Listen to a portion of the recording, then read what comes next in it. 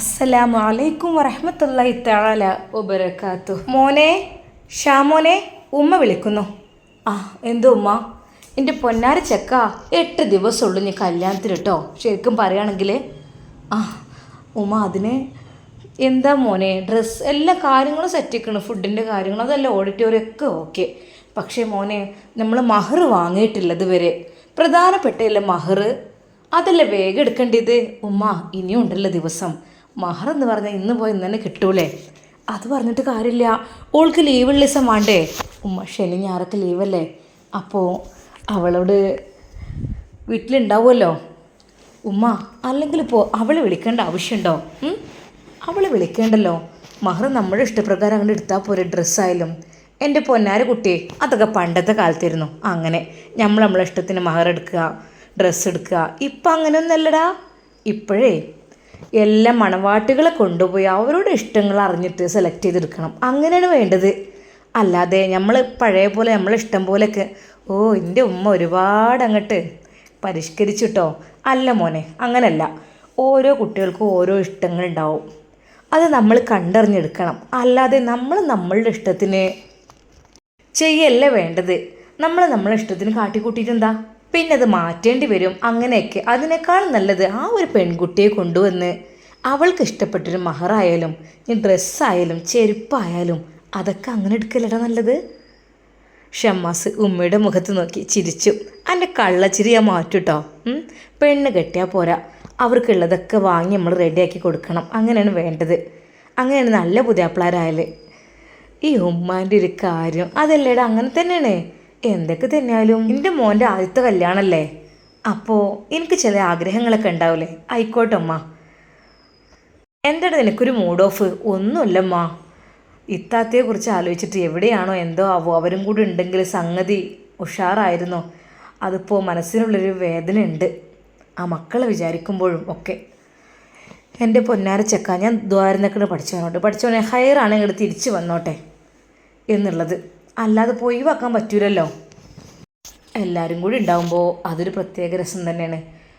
നീ വിളിച്ചോ? സാജിയെ വിളിച്ചോ?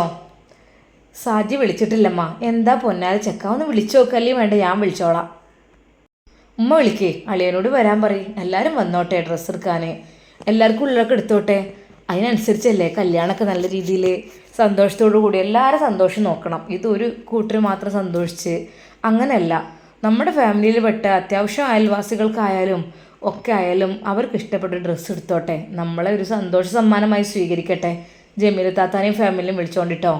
അവർ ഇവിടെ ജോലിക്ക് വരുന്നതല്ലേ, അവരെ മരുമകളായാലും മകനായാലും പേരക്കുട്ടികളൊക്കെ വന്നോട്ടെ. അവരൊക്കെ ഇഷ്ടത്തിന് എടുത്തോട്ടെ. അല്ലെങ്കിൽ പിന്നെ ക്യാഷ് കൊടുക്കാം. മോനെ, ക്യാഷ് കൊടുക്കായിരിക്കും നല്ലത്. എന്നാൽ പിന്നെ അതിൽ ഒപ്പിച്ചുള്ള അവരെടുത്തോളൂ. അത് വേണ്ടമ്മ. ചിലപ്പോൾ നല്ല ഡ്രസ്സൊക്കെ എടുക്കുകയാണെങ്കിൽ നല്ല റേറ്റ് ആകുകയാണെങ്കിൽ അവർക്ക് തികഞ്ഞില്ലെങ്കിലോ. അതിനേക്കാളും നല്ലത് അവർ എടുത്തോട്ടെ. ഇനി നമുക്ക് വേണമെങ്കിൽ ഗൂഗിൾ പേ ചെയ്ത് കൊടുക്കാം. അതായിരിക്കും നല്ലത് അല്ലേ. ഇനി നമ്മുടെ കൂട്ടത്തിൽ വരാൻ മടിയാണെങ്കിൽ മോനെ എന്തായാലും വേണ്ടില്ല. ഇന്ന് ഉച്ചയ്ക്ക് ശേഷമെങ്കിലും പോയാൽ രാത്രി 10-12 മണിയോളം കാത്തു നിൽക്കണം. അതുകൊണ്ട് രാവിലെ ഇറങ്ങുകയാണ് ഏറ്റവും നല്ലത്. ഉമ്മ, എന്നാൽ ഞങ്ങൾ ഒന്നുകൂടെ ഇന്ന് പോകണ്ട, നാളെ പോയ പോരെ? മോനെ, നാളെ ഞായറാണ് കേട്ടോ. ഞായർ ഷോപ്പൊക്കെ ക്ലോസ് ആണോ എന്താണാവോ. അതൊന്നുമില്ലമ്മ, എത്ര വലിയ ടെക്സ്റ്റൈൽസ് ഉണ്ട്. ജസ്റ്റ് നമ്മളൊന്ന് സൂചിപ്പിച്ചാൽ അവർ തുറക്കൂലേ. അതൊന്നും വിഷയമില്ല. ഞാനും നവാസ്കയും ഇന്ന് ഒരു സ്ഥലം വരെ പോകാനുണ്ട്. മോനെ എങ്ങോട്ട്? അത് ഒന്നുമില്ല, ജസ്റ്റ് ഒന്ന് അന്വേഷിക്കണ്ടേ അമ്മ. ഇനിയിപ്പോൾ ദിവസമില്ലല്ലോ. അതിന് മുമ്പ് 32 എത്തി കിട്ടിയാൽ. മോനെ, ഫസീല വരുന്നതും പേടിയാണ്, വരാതിരിക്കുന്നതും സമാധാനക്കേടുമാണ്. എന്താപ്പോൾ ചെയ്യാം? കഴിച്ചിട്ട് ഇറക്കാനും വയ്യ, മതിരിച്ചിട്ട് തുപ്പാനും വയ്യ എന്ന് പറഞ്ഞ പോലെ ഇപ്പോൾ അത് മക്കളായി പോയില്ലേ. മക്കളില്ലെങ്കിൽ നമുക്ക് എന്തെങ്കിലും കാട്ടിക്കൂട്ടേൻ. പിന്നെ നവാസിനാണെങ്കിൽ മറ്റേത് പറഞ്ഞതിനോട് അവന് വല്ലാതെ താല്പര്യം കാണിച്ചിട്ടില്ല. മദൻ എൻ്റെ തലയിൽ കിടക്കുകയാണെന്നാണ് പറഞ്ഞത്. അപ്പോൾ പിന്നെ എന്തൊക്കെയാവോ ഉമ്മ. എന്നാൽ ഞാനും നവാസ്കയും കൂടെ ഒന്ന് അന്വേഷിച്ച് പോയൊക്കെ ഇട്ടിട്ടെ, പറ്റുന്നിടത്തൊക്കെ എങ്ങനെയൊക്കെ ഏതൊക്കെയെന്നൊക്കെ അറിയാലോ. അങ്ങനെ അതാ നവാസ് ഷമ്മാസിനെ കാത്തു നിൽക്കുന്നു. ഇക്ക പോയാലോ?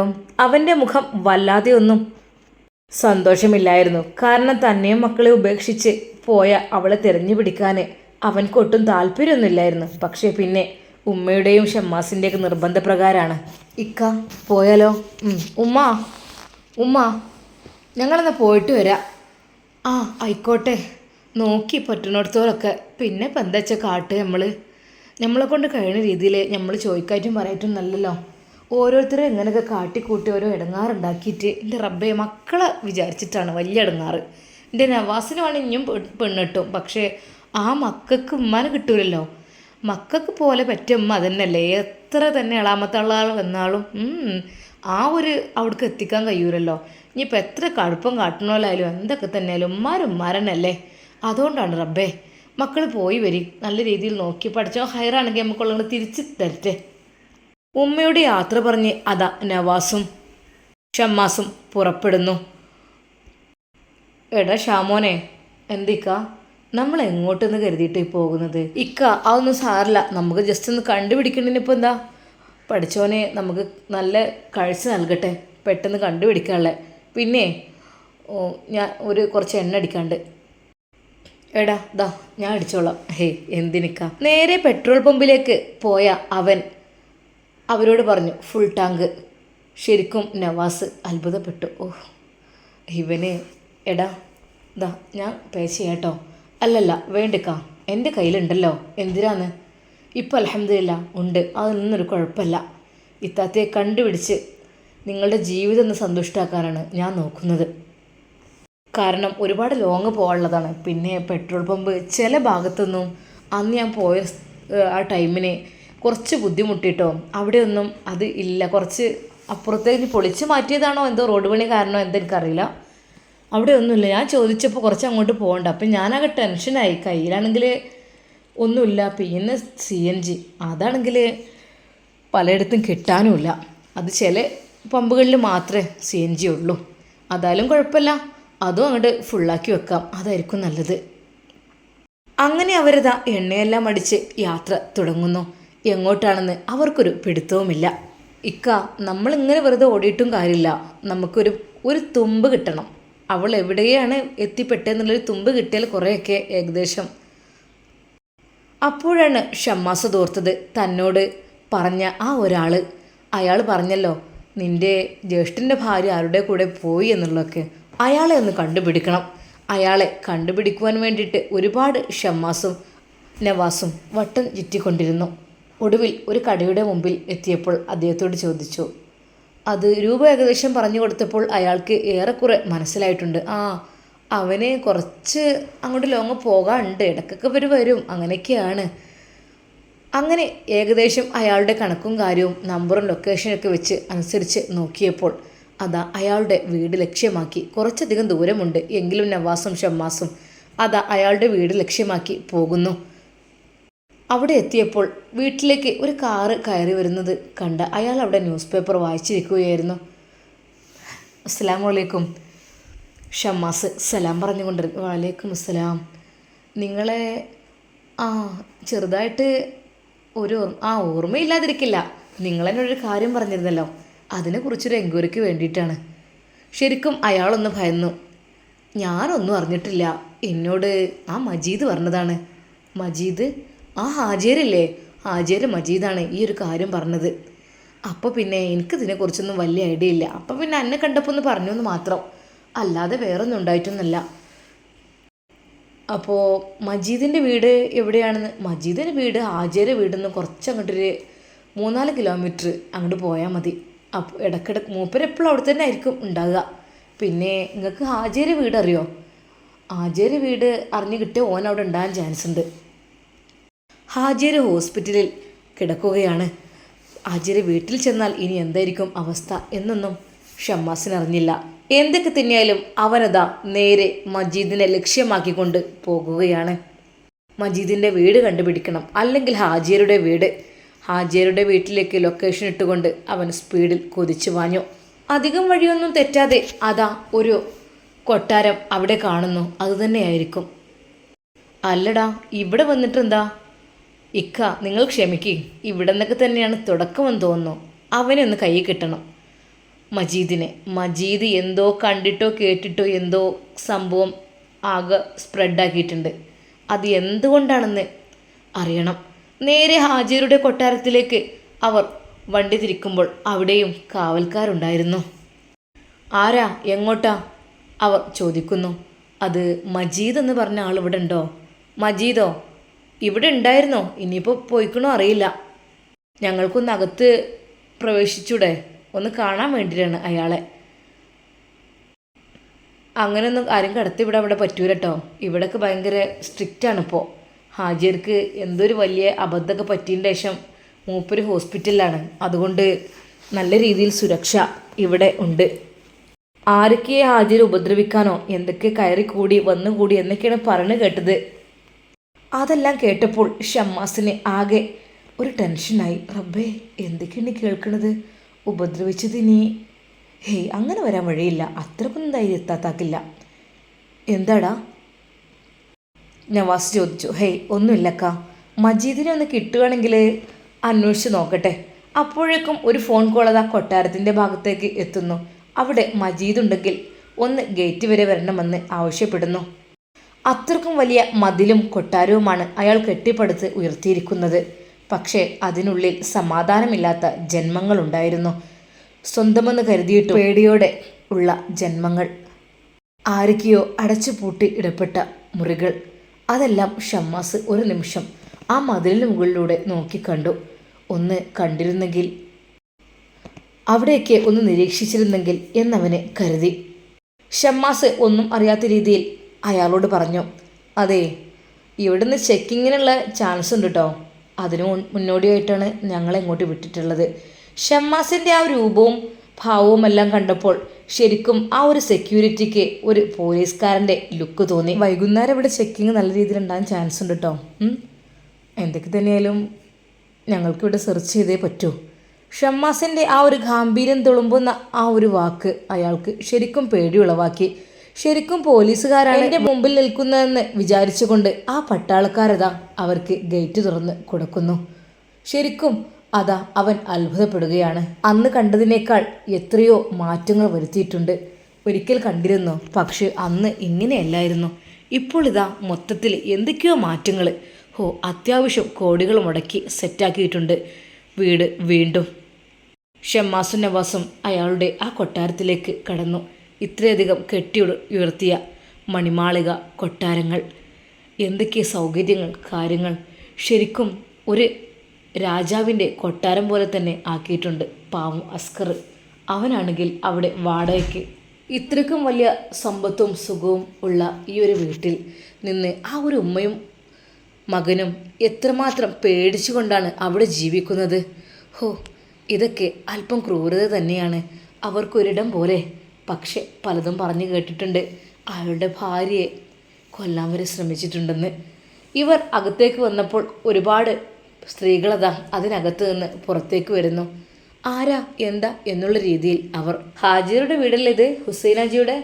ചെറിയൊരു ചെക്കിംഗ് ഒക്കെ ഉണ്ടാവും കേട്ടോ. ഷമ്മാസ് അല്പം ഗൗരവത്തോടു കൂടി അവരോട് പറഞ്ഞപ്പോൾ അവരും ശരിക്കും ഭയന്നു. നിങ്ങളൊക്കെ ആരാ? ഞങ്ങളൊക്കെ ഇവിടുത്തെ ഹാജിയരെ ഭാര്യമാരാണ്. ഭാര്യമാരോ? അപ്പം എന്താ ഹാജിയർക്ക് എത്ര ഭാര്യമാരാ? ഹാജിയർക്ക് എത്ര അറിയില്ല. ഞങ്ങളെയൊക്കെ ഇങ്ങനെ കല്യാണം കഴിച്ച് ഇവിടെ നിർത്തുന്നതാണ്. ഓഹോ, അപ്പോൾ കയ്യും കണക്കുമില്ലല്ലേ? അല്ല, നിങ്ങൾക്ക് മജീദിനെ അറിയോ? ആ, മജീദ് അറിയാം. ഹാജിയരുടെ വലങ്കയായിരുന്നു. പക്ഷെ അതിനിടയ്ക്ക് ചില തെറ്റുകൾ ഉണ്ടായത് കാരണം അവർ പിരിഞ്ഞിരുന്നു. പക്ഷെ വീണ്ടും ഒന്നായിട്ടുണ്ട്. പിന്നെ മജീദ് എന്ന് വന്നാൽ ഹാജിയുടെ കുറ്റും കുറവൊക്കെ പുറത്തൊക്കെ പോയി പറഞ്ഞിട്ട് അവനൊരു പണിഷ്മെൻ്റൊക്കെ കൊടുത്തിരുന്നു. ഇവിടെ അവസാനമായി കയറി വന്ന പെണ്ണിൻ്റെ പേരെന്താണ്? അവർ പരസ്പരം അങ്ങോട്ടും ഇങ്ങോട്ടും നോക്കി. നവാസ്ക, നിങ്ങളൊന്ന് അവിടെ നിൽക്കട്ടോ. നവാസിനെ അല്പസമയം അവിടെ ഇരുത്തിയിട്ട് ഷമ്മാസാണ് അവരോട് ക്വസ്റ്റ്യൻ ചെയ്യുന്നത്.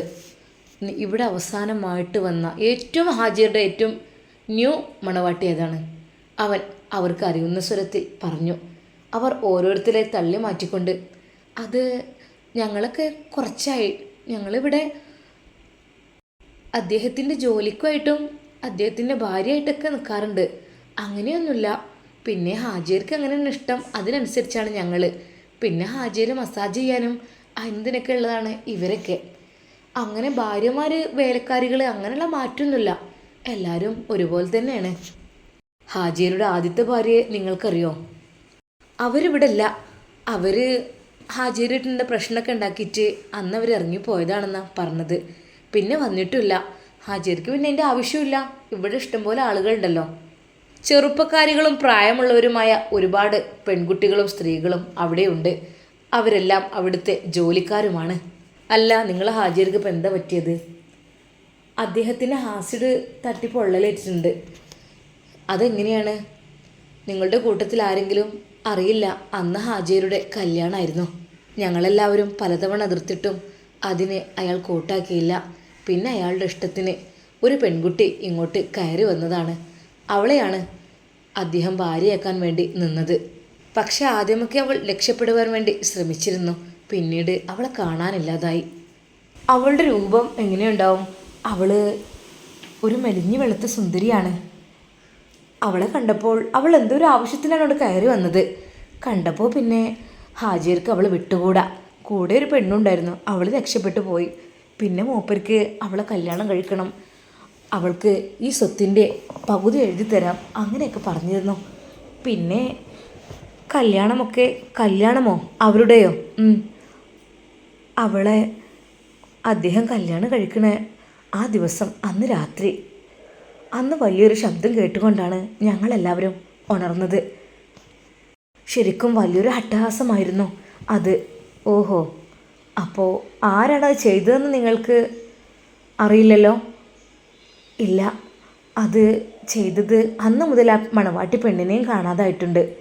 ഇനി ആരെങ്കിലും അവളെ മോഷ്ടിച്ച് കൊണ്ടുപോയതാണോ അതോ അവൾ രക്ഷപ്പെട്ടതാണോ എന്നൊന്നും ഞങ്ങൾക്കറിയുന്നില്ല. ഹാജിയരോടൊന്ന് ചോദിക്കാനും ഒന്നും കഴിയുന്നില്ലല്ലോ. അവർ തമ്മിൽ എന്തെങ്കിലും രഹസ്യ സംഭാഷണങ്ങളൊക്കെ നടന്നിട്ടുണ്ടോ എന്തോ, അതൊന്നും ഞങ്ങൾക്ക് അറിയില്ല. ഞങ്ങളിവിടെ നിൽക്കണേ, ഞങ്ങൾക്ക് ചെറിയ രീതിയിൽ കൂലിയൊക്കെ തരും ഹാജിയർ.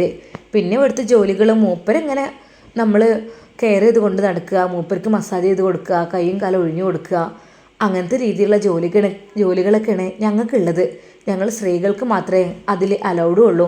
ആണുങ്ങൾക്കൊന്നും ഈ ഭാഗത്തേക്ക് ഹാജിയർ പ്രവേശനം നൽകിയിട്ടില്ല. അതുകൊണ്ട് തന്നെ മജീദിന് എപ്പോഴും കുശുമ്പാണ്. ഞങ്ങളോടൊക്കെ പറയും, നിങ്ങൾ ആ ഹാജിയർ എങ്ങനെ തൊട്ടു ചെയ്യാൻ നിന്നോലിട്ടോ, മൂപ്പര് എന്ന് പറഞ്ഞാൽ നിങ്ങൾക്ക് അറിയായിട്ടാണ്. അപ്പോൾ പറയും, ഞങ്ങൾക്ക് ക്യാഷ് തരുന്ന ഞങ്ങളെ ഏമാനാണ്, അദ്ദേഹത്തിന് വേണ്ടി ഞങ്ങൾ എന്ത് ചെയ്യാനും തയ്യാറാണ് എന്ന് ഞങ്ങൾ പറയും. പിന്നീട് ഹാജിയരെ കുറിച്ച് മജീദ് ഇങ്ങനെ പറഞ്ഞു എന്ന് പറഞ്ഞപ്പോൾ ചെറിയൊരു ഇഷ്യൂസ് ഉണ്ടായിരുന്നു. അങ്ങനെ മജീദിനെ പുറത്തൊക്കെ ആക്കിയിരുന്നു. വീണ്ടും അയാൾ എങ്ങനെയൊക്കെ കയറി പറ്റി എന്ന് തോന്നുന്നുണ്ട്. ഹാജിയരുടെ കല്യാണം ലാസ്റ്റായിട്ട് കഴിഞ്ഞതും അദ്ദേഹത്തിന് പൊള്ളലേറ്റതും എല്ലാം ഒരു ദിവസമായിരുന്നു അല്ലേ? ആ അതെ, അന്ന് ഏകദേശം ഒരു മണി 2 മണിയൊക്കെ ആയ സമയത്താണ്, പാതിരാത്രിയിലാണ് ആ ഒരു ശബ്ദം കേട്ടത്. അപ്പോൾ അയാളാകെ പേടിച്ച് നിലവിളിച്ച്, ഞങ്ങൾക്കൊന്നും ആ ഒരു കാഴ്ച കാണാൻ കഴിഞ്ഞില്ല. ശരിക്കും മുഖമാകെ എന്തൊക്കെയോ പൊള്ളലൊക്കെ ഏറ്റിട്ടുണ്ട്, അങ്ങനെ എന്തൊക്കെയോ സംഭവിച്ചിട്ടുണ്ട്.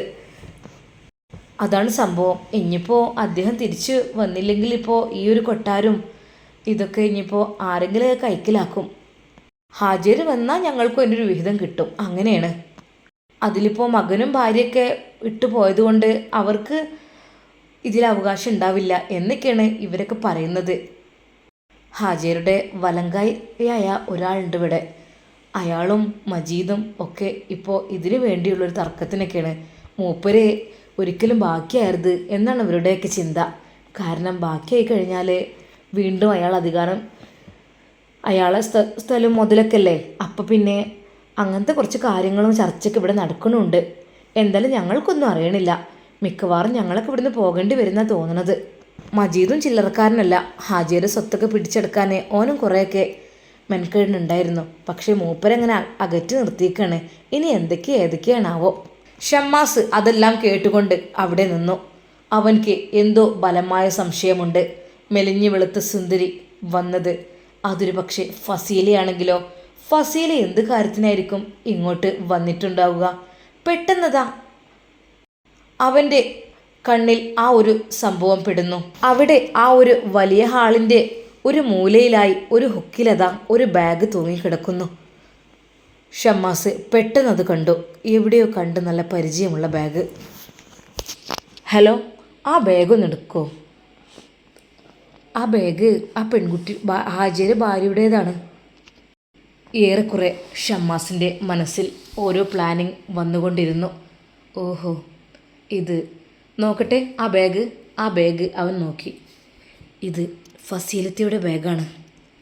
ഇത് ഞാൻ പലവട്ടം കണ്ടിട്ടുണ്ട്. ഇതൊരു പക്ഷേ ഇക്കാക്ക് കാണിച്ചു കൊടുത്താൽ ഇക്ക വിഷമിക്കും. തൽക്കാലം അതവിടെ രഹസ്യമായി നിൽക്കട്ടെ. അവനത് ഓപ്പൺ ചെയ്തു.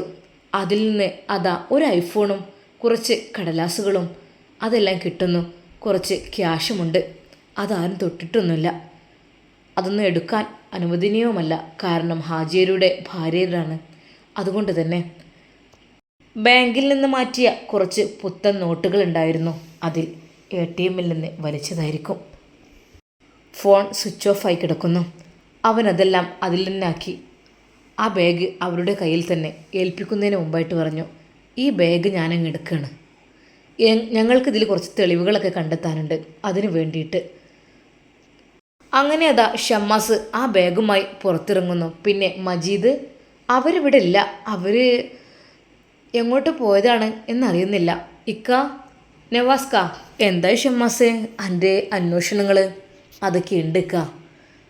ഷമ്മാസ് കയ്യിൽ പിടിച്ചു കൊണ്ടുവരുന്ന ആ ഒരു ബാഗ്, അത് അവൻ്റെ ജ്യേഷ്ഠൻ കാണാതിരിക്കുവാൻ വേണ്ടിയിട്ട് തന്നെ അതൊരു കവറിലിട്ടിരുന്നു. ഷമ്മാസ്, ഇതെന്താടാ കവറൊക്കെ ആയിട്ട്?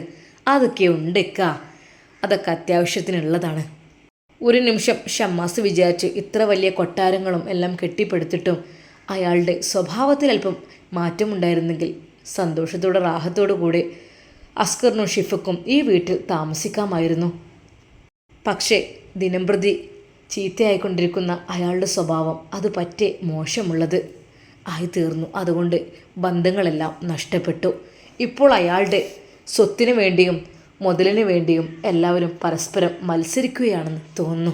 ഷമ്മാസിന് ഏറെക്കുറെ കാര്യങ്ങൾ ബോധ്യമായി. ഫസീലത്ത് ഇവിടെ വന്നിട്ടുണ്ട്. ഹാജിയർ അവളെ കല്യാണം കഴിക്കുന്ന ആ ദിവസത്തിലായിരിക്കും ഒരു പക്ഷേ ഫസീലത്ത അയാളുടെ നേരെ ആശ്രയപ്രയോഗം നടത്തിയത്.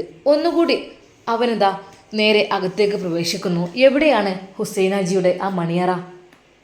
അവർ അത് കാണിച്ചു കൊടുത്തു. അതാ വിശാലമായ നല്ല രീതിയിൽ അലങ്കാരങ്ങളോട് കൂടിയ ആ ഒരു മണിയറ. അതിൻ്റെ ഒരു ഭാഗത്തായിക്കൊണ്ട് എന്തൊക്കെയോ ചെറിയ രീതിയിൽ ഒരു ആക്രമണം നടന്ന ഒരു സംഭവങ്ങൾ, അതുപോലെ തന്നെ ആസിഡിൻ്റെ സ്മെല്ല്. മൊത്തത്തിൽ അവൻ ആ ടിന്നും എല്ലാം കണ്ടപ്പോൾ ശരിക്കും ഇത് ആസിഡ്, ഇത് റബ്ബറിനൊഴിക്കുന്ന സംഭവമാണെന്ന് തോന്നുന്നു. നിങ്ങളുടെ റബ്ബർ ഷീറ്റൊക്കെ നിർമ്മിക്കുന്ന ഇതെവിടെയാണ്? ഷമ്മാസ് വീണ്ടും അകത്തോടെ കടന്നു. അടുക്കളയുടെ ഭാഗത്തായിട്ട് അതാ ഒരുപാട് ടിന്നുകൾ നിറച്ചു വെച്ചിരിക്കുന്നു. അവനേറെക്കുറെ കാര്യം മനസ്സിലായി. ഫസീലത്തയുടെ പണി തന്നെയായിരിക്കും. അല്ലാതെ പക്ഷെ എങ്ങോട്ട് രക്ഷപ്പെട്ടു? അതാണ് അറിയേണ്ടത്. ഫസീലത്ത് എങ്ങോട്ടാണ് രക്ഷപ്പെട്ടത്? പഠിച്ചോനെ റബ്ബേ, ഇത്രക്കും വലിയ ക്രൂരകൃത്യങ്ങളൊക്കെ ചെയ്യുന്ന ആളാണല്ലോ എൻ്റെ നവാസ്കയുടെ ഭാര്യ. ഒന്നും അറിഞ്ഞില്ല പാവം. എൻ്റെയൊക്കെ ഒന്നും അറിയണ്ട. ഒരു പക്ഷേ ഇതെല്ലാം അറിയിച്ചു കഴിഞ്ഞാൽ അവരുടെ ആ ദാമ്പത്യ ജീവിതത്തിൽ വീണ്ടും വിള്ളലുകൾ ഉണ്ടാവാൻ ചാൻസ് ഉണ്ട്. അതുകൊണ്ട് ഒന്നും പറയണ്ട, പറയുന്നില്ല. തൽക്കാലം എല്ലാം മറച്ചു വെക്കാം. എൻ്റെ മനസ്സിൽ നിന്നാൽ മതി. കാരണം അവർ നല്ല രീതിയിൽ മോട്ടിവേഷൻ ചെയ്ത് തിരിച്ചു കൊണ്ടുവരണം ജീവിതത്തിലേക്ക്. ഒരു പക്ഷേ ഒരു കൗൺസിലിങ്. കാരണം ഇത്രക്കും വലിയ കൊലപാതകത്തിന് തുല്യമായ കാര്യങ്ങളാണ് ഇത്ത ചെയ്തു വെച്ചിട്ടുള്ളത്. ഒരുപക്ഷെ അയാളിൽ നിന്ന് രക്ഷപ്പെടുവാനായിരിക്കും. എന്തൊക്കെ റബ്ബേ കാണുന്നതും കേൾക്കുന്നതും. വല്ല സിനിമയിലോ എവിടെയൊക്കെ പണ്ട് കേട്ട ഒരു കഥകൾ പോലെ അങ്ങനെയൊക്കെ തോന്നുന്നു. അല്ലാതെ ഇത്ത ഇങ്ങനെയൊക്കെ ചെയ്യുക, അതും ഒരു മുസ്ലിമായൊരു പെണ്ണ്, 2 കുട്ടികളുടെ ഉമ്മ. ഇത്രമാത്രം എനിക്ക് ഏറെക്കുറെ കാര്യങ്ങൾ മനസ്സിലായി. അതായത് അവർ പറഞ്ഞല്ലോ സമ്മതമല്ലായിരുന്നു, അവസാനം സമ്മതിച്ചു എന്ന്. അയാളെ എങ്ങനെയെങ്കിലും ഉപദ്രവിച്ച് രക്ഷപ്പെടണം എന്നുള്ള ഒരു പ്ലാനിങ് ആണ് ഇവിടെ നടന്നിട്ടുള്ളത്. പൊള്ളൽ കുറച്ചധികം കൂടിപ്പോയി. ഒരുപക്ഷെ ഫസീലത്ത ഇത്രയൊന്നും വിചാരിച്ചിട്ടുണ്ടാവില്ല. പോലീസിൽ അവർ ഏൽപ്പിച്ചിട്ടില്ല, കേസ് വേണ്ടെന്ന് പറഞ്ഞത്രേ. അപ്പം അയാളുടെ ഭാഗത്തും ചെറിയ രീതിയിലുള്ള തെറ്റുകളുണ്ട്. അവളെ ഇഷ്ടമില്ലാത്ത രീതിയിൽ വിവാഹം കഴിക്കുവാനാണ് ശ്രമിച്ചിരിക്കുന്നത്. അതിൽ നിന്ന് രക്ഷപ്പെടുവാൻ വേണ്ടി മാത്രമാണ് ഇവൾ ഈ നാടകം കളിച്ചതും കല്യാണത്തിന് വേണ്ടി സമ്മതിച്ചതും ആ രാത്രി പാതിരാത്രിയിൽ ആശ്രയിച്ചതും ഒക്കെ. അതിനു മുമ്പായിട്ട് ഒരു പക്ഷേ എന്തെങ്കിലും മയക്കുഗുളിക എന്നാലും കൊടുത്തിട്ടുണ്ടാവും. അല്ലാതെ കാത്തിരിക്കുന്ന അയാളെ പെട്ടെന്ന് അറ്റാക്ക് ചെയ്യാൻ അവൾക്ക് കഴിയില്ല. കാരണം അത്യാവശ്യം വണ്ണവും തടിയുള്ള ഒരാളാണ് ഹുസൈനാജി. താടി നരച്ചിട്ടുണ്ട് എന്നത് ശരിയായിരിക്കാം, പക്ഷേ എന്നേക്കാളും ഇരട്ടിയിലധികം ശക്തിയുണ്ട് അയാൾക്ക്. ഞാനത് കണ്ടതാ. അയാളെന്നാ ഓടി വന്നത്. പക്ഷേ അപ്പോഴേക്കും എൻ്റെ ജ്യേഷ്ഠൻ. അതൊക്കെ അവിടെ നിൽക്കട്ടെ. അപ്പോൾ കാര്യങ്ങൾ സംഭവം ഇങ്ങനെയൊക്കെയാണ് നടന്നിട്ടുള്ളത്. ഇത്താത്ത ഇവിടെ നിന്ന് എങ്ങോട്ട് രക്ഷപ്പെട്ടിട്ടുണ്ട്. അത് എവിടെയാണെന്ന് കണ്ടുപിടിക്കണം, ഏത് വഴിയാണെന്നും. ഇവിടെയുള്ള കാര്യങ്ങൾ അന്വേഷണങ്ങൾക്ക് ഏറെക്കുറെ പിടികിട്ടി. നേരെ മജീദിൻ്റെ വീട്ടിലേക്കാണ് അവർ പിന്നെ പുറപ്പെട്ടത്. മജീദിൻ്റെ വീട് കണ്ടുപിടിക്കാൻ അധികമൊന്നും താമസമുണ്ടായില്ല. മജീദിൻ്റെ വീട്ടിലെത്തി. മജീദിൻ്റെ വീടല്ലേ ഇത്? മജീദ് എവിടെ എന്ന് ചോദിച്ചപ്പോൾ അയാളുടെ ഭാര്യയും മക്കളും പറഞ്ഞു, ഉപ്പച്ചി ഹോസ്പിറ്റലിൽ പോയതാണ് ആജേരുടെ അടുത്തേക്ക്. ഹാജേരും ആജേരുടെ കൂടെ ഉണ്ടായിരുന്ന മറ്റേ ആളും മജീദും അവർ ഭയങ്കര ഫ്രണ്ട്ഷിപ്പായിരുന്നു. ആദ്യം ഹാജാരുടെ വലങ്കയും ഇടങ്കയുമായിരുന്നു അവർ പ്രവർത്തിച്ചിരുന്നത്. നേരെ അതാ ഷമ്മാസ് ഹോസ്പിറ്റലിലേക്ക്. അവിടെ അസ്കർ ഉപ്പാക്ക് കൂട്ടിരിക്കുന്നുണ്ട്. അവൻ പുറത്തുള്ള ചെയറിലായിരുന്നു ഇരുന്നത്. ഷമ്മാസിനെയും നവാസിനെയും കണ്ട അവൻ, ഷമ്മാസ്, നവാസ്. അറിയാത്ത രീതിയിൽ അദ്ദേഹം ചോദിച്ചു, എങ്ങനെയുണ്ടാ ഉപ്പാക്ക്? ചെറിയ രീതിയിൽ കാഴ്ചക്കൊക്കെ ഒരു മാറ്റം വന്നു തുടങ്ങിയിട്ടുണ്ട്. എന്നാലും വലിയ രീതിയിൽ ഇങ്ങോട്ട് അങ്ങനെ ടൈം പിടിക്കുമെന്ന് ഡോക്ടർ പറഞ്ഞിട്ടുണ്ട്. അവിടെ അകത്ത് ആരാ? നീ എന്താ പുറത്തിരിക്കുന്നത്? അല്ലേ, അകത്ത് ഉപ്പാൻ്റെ 2 ഫ്രണ്ട്സ് ഉണ്ട്. ആര്? മജീദും പിന്നെ മറ്റേ ഇക്കാക്കയും. സലാംക്കയോ? അവർ 2 പേരും ഒരുമിച്ച് ICUവിൽ കയറിയപ്പോൾ തന്നെ ഷമ്മാസിന് ചെറിയൊരു ഡൗട്ട് ഇല്ലാതില്ല. അവൻ പതുക്കെ അങ്ങോട്ട് ചെന്നു. സിസ്റ്റർ, ഒരു മിനിറ്റ്, ഒരു അർജൻറ്റായിട്ട് പോയിക്കോളൂ എന്ന് പറഞ്ഞു. ശരിക്കും ICUവിൽ കിടക്കുന്ന ആ ഒരു ഹുസൈനാജിയുടെ തൊട്ടടുത്തായിട്ട് 2 പേരും ഇരിക്കുന്നുണ്ട്. അവരുടെ കയ്യിൽ എന്തൊക്കെയോ ഒരു കടലാസുകളും അവൻ ശ്രദ്ധിച്ചു.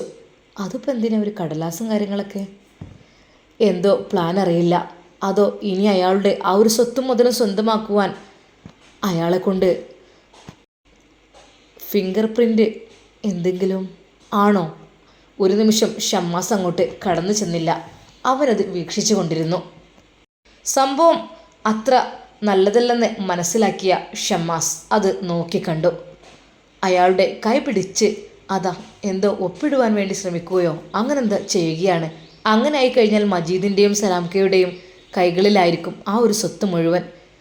പാവം അസ്കറിന് എല്ലാം നഷ്ടപ്പെടും. ഇത്രയൊക്കെ ഉപ്പയെ നോക്കിയിട്ടും അവന് എല്ലാം നഷ്ടപ്പെടും എന്നുള്ള രീതിയിലാണെന്ന് അവൻക്ക് മനസ്സിലായി തുടങ്ങുന്നു. പെട്ടെന്ന് അവനതാ അങ്ങോട്ട് കടന്നു വന്നു. എങ്ങനെയുണ്ട് ഹാജിർക്ക്? അറിയാത്ത രീതിയിൽ അവർ പെട്ടെന്ന് അവരുടെ കയ്യിലുണ്ടായിരുന്ന ആ ഒരു കടലാസ് അവരുടെ കയ്യിലുള്ള ആ ഒരു ബാഗിലേക്ക് താഴ്ത്തി വെക്കുന്നു. അറിയാത്ത രീതിയിൽ ചിരിച്ചുകൊണ്ട്, ഹാജിർക്ക് എങ്ങനെയുണ്ട്? ഇത് കിടക്കുന്ന കിടപ്പ് കണ്ടില്ലേ? ഞങ്ങളിങ്ങനെ ഇവിടെ നിൽക്കുന്നു, അദ്ദേഹത്തെ പരിപാലിക്കുന്നുണ്ട്, അങ്ങനെയൊക്കെ തന്നെ. ഇപ്പോൾ മോൻ കുറേ നിന്നല്ലേ, അപ്പോൾ ഓനോട് പറഞ്ഞു, മോൻ പുറത്ത് പോയിക്കോ, മോനെ വീട്ടിൽ പോയിക്കോ, വീട്ടിൽ പോയൊന്ന് ഫ്രഷ് ആയി പോര് എന്നൊക്കെ പറഞ്ഞു. അപ്പോൾ ഓന് ആയിക്കോട്ടെ ഇൻഷാ അല്ലാഹ് ഞാൻ പോയിക്കോളാം, 2 ദിവസമായി പോയിട്ട് എന്നൊക്കെ പറഞ്ഞു. അപ്പോൾ അവൻ പോയിട്ടുണ്ടോ എന്നല്ല, അവന് പുറത്തിരിക്കുന്നുണ്ട്, പോകാൻ വേണ്ടി നിൽക്കുകയായിരുന്നു. അപ്പോൾ ഞങ്ങളിവിടെ നിന്നോളാം, നിങ്ങളൊക്കെ പോയിക്കൊള്ളാം, ഒന്നൊരു വിഷയമില്ല, മൂപ്പരെ കാര്യം ഞങ്ങൾ നോക്കിക്കൊണ്ട്. ഷമ്മാസിന് എന്തൊക്കെയോ ഒരു പന്തികേട് തോന്നുകയാണ്.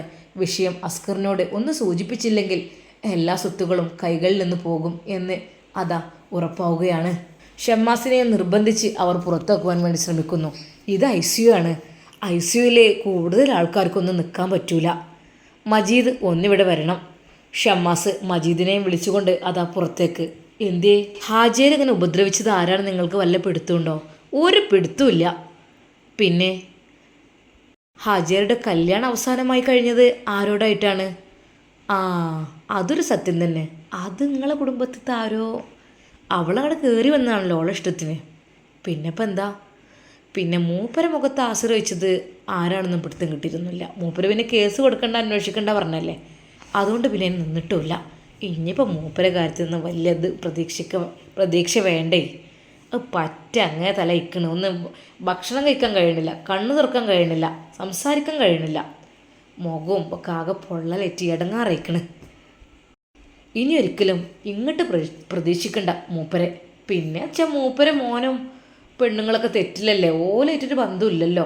ഞങ്ങളൊക്കെ അല്ലേ മൂപ്പരെ നോക്കിയടങ്ങിയിട്ടത്. മൂപ്പരെല്ലാ കാര്യങ്ങളും സലാംക്ക് ഞാനൊക്കെ തന്നെ അല്ലേനോ.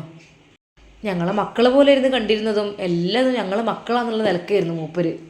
നിങ്ങൾ നമ്മളെ മക്കളാണെന്ന് പറയും. അത്രയ്ക്ക് സ്നേഹമായിരുന്നു ഞങ്ങളിരുന്ന് അദ്ദേഹത്തെ നോക്കിയിരുന്നതൊക്കെ. അതുകൊണ്ട് ഞങ്ങൾക്ക് അതിൻ്റേതായിട്ടുള്ള ഒരു സ്നേഹമുണ്ട്. അതാണ് ഞങ്ങളിവിടെ അങ്ങനെ ചുറ്റിപ്പറ്റി നിൽക്കുന്നത്. മൂപ്പരെ വിട്ടു പോകാൻ ഞങ്ങൾക്ക് മനസ്സില്ല. നിങ്ങൾ പോയിക്കോളി, നേരെ വൈകണ്ട, പോയിക്കോളി. അല്ല എന്നിട്ട് മൂപ്പരെ ഭാര്യ എന്ന് പറഞ്ഞ അവൾ എങ്ങോട്ട് പോയി എന്നറിയോ? ആരോ പറഞ്ഞിരുന്നു, പറഞ്ഞ് കേട്ടതാട്ടോ. ഒരു പെണ്ണ് അതിലൊക്കെ പോയിട്ട് ലോറി കയറി പോയിന്നോ അങ്ങനെയൊക്കെ പറഞ്ഞിരുന്നു. അതാരോ നമുക്കൊരു പിടുത്തമില്ല. പക്ഷെ മജീദ് അപ്പോഴെല്ലാം അദ്ദേഹത്തിൻ്റെ സ്വത്തിലും മുതലിലും മാത്രമായിരുന്നു കണ്ണുവെച്ചിരുന്നത്. മജീദും സലാമും രണ്ടുപേരും അത് എങ്ങനെയെങ്കിലും പങ്കിട്ടെടുക്കണം, ഹുസൈനാജി എങ്ങനെയെങ്കിലും മരിക്കണം എന്നായിരുന്നു അവരുടെ പ്ലാനിങ്. പാവം അസ്കർ ഇതൊന്നും അറിയുന്നേയില്ല. അസ്കർ വേറെ പോയ മകനല്ലേ, ഉപ്പയെ ഇട്ടിട്ട് പോയതല്ലേ ഉമ്മയും, അതുകൊണ്ട് അവർക്കതിലൊരു അവകാശവുമില്ല എന്നവർ കരുതിക്കൂട്ടി വെച്ചിരിക്കുകയാണ്. അവരുടെ പ്ലാനിങ്ങും അതുതന്നെയാണ്. ഹുസൈനാജി പെട്ടെന്നൊന്ന് മരണപ്പെടണം. മരണപ്പെട്ട് കഴിഞ്ഞാൽ അവർക്ക് അതിനു മുമ്പായിട്ട് ആ ഒരു ആധാരത്തിലൊക്കെ ഒന്ന് ഒപ്പിടിപ്പിച്ച്, അല്ലെങ്കിൽ അങ്ങനെയൊക്കെ ഒന്ന് സെറ്റാക്കിയിട്ട് അവരെ പേരിലാക്കി കിട്ടിയ കഴിച്ചിലായി. അതിനു വേണ്ടിയിട്ടാണ് രണ്ടുപേരും ഇപ്പോൾ മെനക്കെട്ട് നടക്കുന്നത്. ഷമ്മാസിൻ്റെ മനസ്സിൽ പല പല ചിന്തകൾ ഇങ്ങനെ കൂടിക്കൊണ്ടിരുന്നു. ഇത്താത്ത അവിടെ നിന്ന് രക്ഷപ്പെട്ടു. ഇത്താത്തയാണ് ഈ കുറ്റകൃത്യം ചെയ്തത്, അതുറപ്പുണ്ട്. ആരും അറിഞ്ഞിട്ടില്ല. അത് തൽക്കാലം ഇക്കാക്കയും അറിയണ്ട. ഇക്ക നമുക്ക് പോയാലോ? പെട്ടെന്നാണ് ഷമ്മാസ് തോർത്തത്. വേണ്ട, അങ്ങനെ പോവാനായിട്ടില്ല. ഏത് നിമിഷവും എന്തും സംഭവിക്കും. അസ്കർ ഇവിടെ പുറത്താണ്, മറ്റുള്ളവർ അകത്താണ്. ഏത് നിമിഷങ്ങൾക്കകം എന്തും സംഭവിക്കാം. ഹുസൈനാജി 5 പൈസക്ക് വകയില്ലാത്ത ഒരാളായി മാറാൻ ഏതാനും നിമിഷങ്ങൾ മാത്രമാണ് ബാക്കിയുള്ളത്. അത് തടയുവാൻ ഷമ്മാസിനാകുമോ? അസ്കറിന് കഴിയുമോ? ഫസീലയെ കണ്ടുപിടിക്കുമോ എന്നെല്ലാം നമുക്ക് നാളത്തെ കഥയിൽ കാണാം. അതുവരേക്കും എല്ലാവർക്കും അസ്സലാമു അലൈക്കും വറഹ്മത്തുള്ളാഹി തആല വബറകാതുഹു.